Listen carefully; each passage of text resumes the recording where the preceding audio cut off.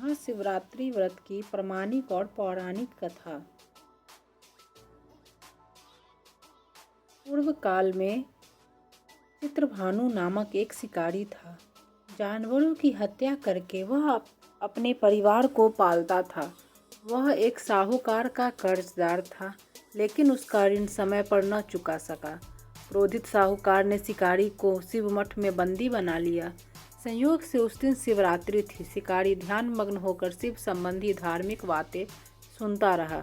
चतुर्दशी को उसने शिवरात्रि व्रत की कथा भी सुनी। शाम होते ही साहूकार ने उसे अपने पास बुलाया और ऋण चुकाने के विषय में बात की। शिकारी अगले दिन सारा ऋण लौटा देने का वचन देकर बंधन से छूट गया। अपनी दिनचर्या की भांति वह जंगल में शिकार के लिए निकला, लेकिन दिन भर बंदी गृह में रहने के कारण भूख प्यास से व्याकुल था। शिकार खोजता हुआ वह बहुत दूर निकल गया। जब अंधकार हो गया तो उसने विचार किया कि रात जंगल में ही बितानी पड़ेगी। वह वन एक तालाब के किनारे एक बेल के पेड़ पर चढ़कर रात बीतने का इंतजार करने लगा। बिल्व वृक्ष के नीचे शिवलिंग था, जो बिल्व पत्रों से ढका हुआ था। शिकारी को उसका पता न चला। पड़ाव बनाते समय उसने जो टहनियाँ तोड़ी वे संयोग से शिवलिंग पर गिरती चली गई। इस प्रकार दिन भर भूखे प्यासे शिकारी का व्रत भी हो गया और शिवलिंग पर बिल्व पत्र भी चढ़ गए। एक पहर रात्रि बीत जाने पर एक गर्भिणी हिरनी तालाब पर पानी पीने पहुंची। शिकारी ने धनुष पर तीर चढ़ाकर ज्यों ही प्रत्यंचा खींची, हिरनी बोली, मैं गर्भिणी हूँ, शीघ्र ही प्रसव करूंगी। तुम एक साथ दो जीवों की हत्या करोगे, जो ठीक नहीं है। मैं बच्चे को जन्म देकर शीघ्र ही तुम्हारे समक्ष प्रस्तुत हो जाऊंगी, तब मार लेना। शिकारी ने प्रत्यंचा ढीली कर दी और हिरनी जंगली झाड़ियों में लुप्त हो गई। प्रत्यंचा चढ़ाने तथा ढीली करने के वक्त कुछ बिल्वपत्र अनायास ही टूटकर शिवलिंग पर गिर गए। इस प्रकार उससे अनजाने में ही प्रथम पहर का पूजन भी संपन्न हो गया। कुछ ही देर बाद एक और हिरनी उधर से निकली। शिकारी की प्रसन्नता का ठिकाना न रहा। समीप आने पर उसने धनुष पर बाण चढ़ाया। तब उसे देखकर हिरनी ने विनम्रता पूर्वक निवेदन किया, हे शिकारी, मैं थोड़ी देर पहले ऋतु से निवृत्त हुई हूँ, कामातुर विरहिणी हूँ, अपने प्रिय की खोज में भटक रही हूँ। मैं अपने पति से मिलकर शीघ्र ही तुम्हारे पास आ जाऊंगी। शिकारी ने उसे भी जाने दिया।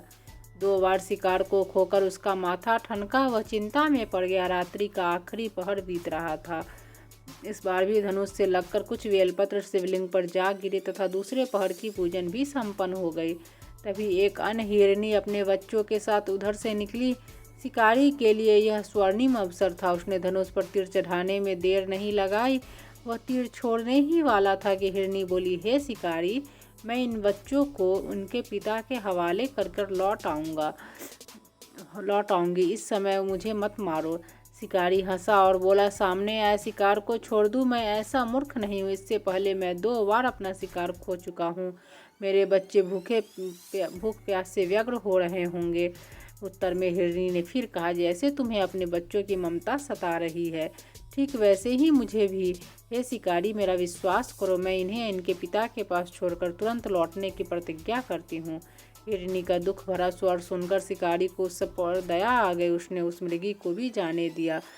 शिकार के अभाव में तथा भूख प्यास से व्याकुल शिकारी अनजाने में ही बेल वृक्ष पर बैठा बेलपत्र तोड़ तोड़ कर नीचे फेंकता जा रहा था। पौ फटने को हुई तो एक हृष्ट पुष्ट मृग उसी रास्ते पर आया। शिकारी ने सोच लिया कि इसका शिकार वह अवश्य करेगा। शिकारी की तनी प्रत्यंचा देखकर मृग विनीत स्वर में बोला, हे शिकारी, यदि तुमने मुझसे पूर्व आने वाली 3 मृगियों तथा छोटे छोटे बच्चों को मार डाला तो मुझे भी मारने में विलम्ब न करो, ताकि मुझे उनके वियोग में एक क्षण भी दुख न सहना पड़े। मैं उन हिरनियों का पति हूँ। यदि तुमने उन्हें जीवन दान दिया है तो मुझे भी कुछ क्षण का जीवन देने की कृपा करो। मैं उनसे मिलकर तुम्हारे समक्ष उपस्थित हो जाऊंगा। मृग की बातें सुनते ही शिकारी के सामने पूरी रात का घटनाचक्र घूम गया। उसने सारी कथा मृग को सुना दी। तब मृग ने कहा, मेरी तीनों पत्नियां जिस प्रकार प्रतिज्ञाबद्ध होकर गई है, मेरी मृत्यु से अपने धर्म का पालन नहीं कर पाएंगी। अतः जैसे तुमने उन्हें विश्वास पात्र मानकर छोड़ा है, वैसे ही मुझे भी जाने दो। मैं उन सबके साथ तुम्हारे सामने शीघ्र ही उपस्थित होता हूँ।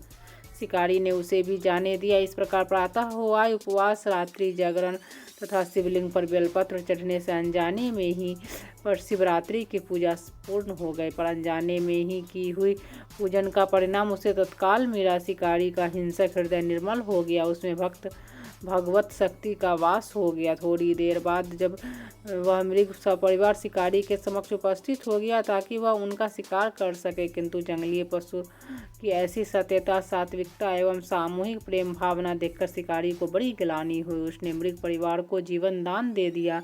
अनजाने में शिवरात्रि के व्रत का पालन करने पर भी शिकारी को मोक्ष की प्राप्ति हुई। जब मृत्यु काल में यमदूत उसके जीवन को ले जाने आए तो शिवगणों ने उन्हें वापस भेज दिया तथा शिकारी को शिवलोक ले गए। शिव जी की कृपा से ही अपने इस जन्म में राजा चित्रभानु अपने पिछले जन्म को याद रख पाए तथा महाशिवरात्रि के महत्व को जानकर उसका अगले जन्म में भी पालन कर पाए। शिव कथा का यह है संदेश। शिकारी की कथा अनुसार महादेव तो अनजाने में किए गए व्रत का भी फल दे देते हैं, पर वास्तव में महादेव शिकारी के दया भाव से प्रसन्न हुए।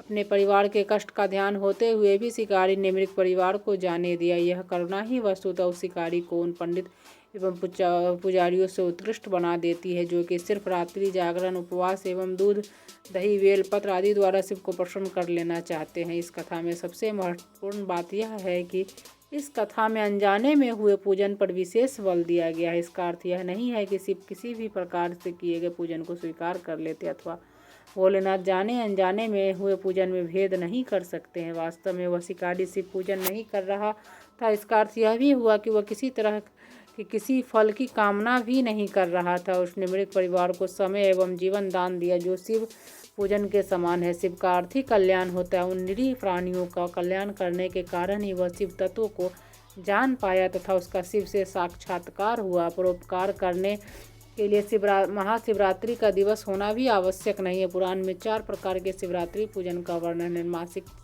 शिवरात्रि, प्रथम आदि शिवरात्रि तथा महाशिवरात्रि पुराण वर्णित अंतिम शिवरात्रि है। नित्य शिवरात्रि वस्तुतः प्रत्येक रात्रि ही शिवरात्रि अगर हम उन परम कल्याणकारी आशुतोष भगवान में स्वयं को लीन कर दे तथा कल्याण मार्ग का अनुसरण करें, वही शिवरात्रि का सच्चा व्रत है।